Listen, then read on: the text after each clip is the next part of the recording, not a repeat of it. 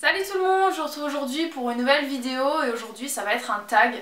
Donc j'ai été taguée par Miss Mimou Reads du blog Un jour un livre, il me semble que c'est bien ça. Donc c'est le tag Bookaholic, donc c'est-à-dire voilà, addict des livres, voilà. Donc c'est un petit peu mon cas aussi malheureusement, ou heureusement hein, puisque ça fait rêver quand même et ça fait voyager de lire.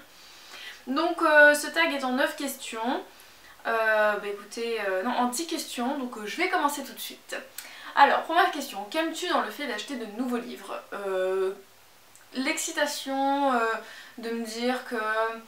En fait, ça se fait en plusieurs étapes. D'abord, j'ai l'étape, je sais que je peux acheter, donc je vais acheter. Alors là, je vous regarde un petit peu tous les livres qui m'intéressent, je fais le tour de ma wishlist pour voir quel livre j'ai envie d'acheter en priorité, je regarde les couvertures, ça me fait un petit peu rêver, et puis après, la deuxième étape, c'est je vais acheter, enfin...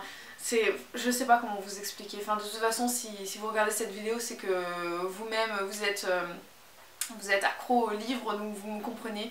C'est vrai que quand on achète des livres, il y a toute cette excitation, l'idée de se dire qu'on va rentrer dans de nouveaux univers, découvrir de nouveaux personnages, de nouvelles émotions, on va rire, on va pleurer, enfin en fonction de ce qu'on recherche.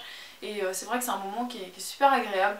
Et comme le disait Miss Mimou Reads, c'est vrai que c'est un peu comme quelqu'un qui est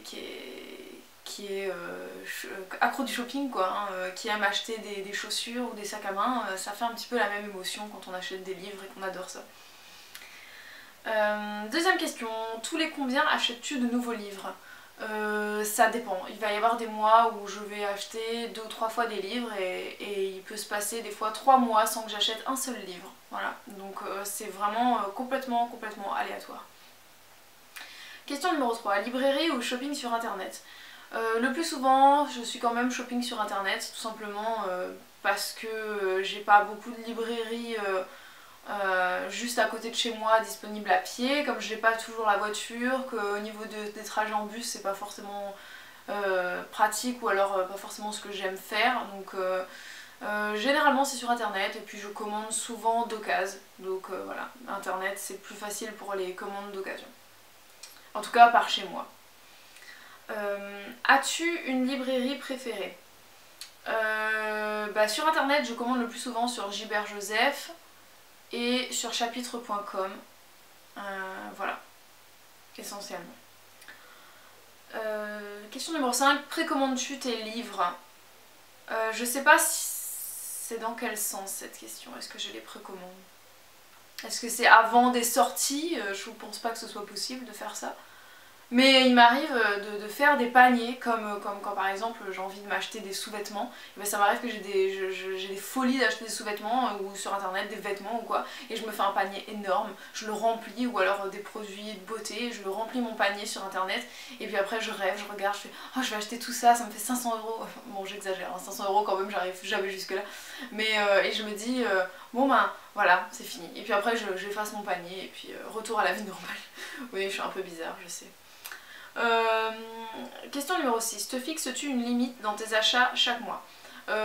C'est comme je vous l'ai dit, j'achète pas tous les mois, donc disons que je me fixe pas de véritable limite, mais je suis quelqu'un d'assez économe, donc comme j'aime mettre mon argent dans des choses que je juge vraiment très utiles et que j'aime beaucoup voyager, et il y a beaucoup de choses que j'aime faire qui me demandent de l'argent, du coup j'économise dès que je peux, et pour les bouquins, comme pour toutes les autres choses dans ma vie, je fais attention de ne pas dépasser mes budgets, et voilà, je me lâche jamais totalement quoi.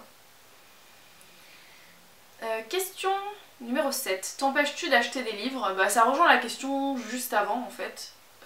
Oui, évidemment que je m'empêche d'acheter des livres, sinon j'achèterais tout quoi. Et j'aurais une palle énorme, alors que là elle est quand même à une trentaine de livres.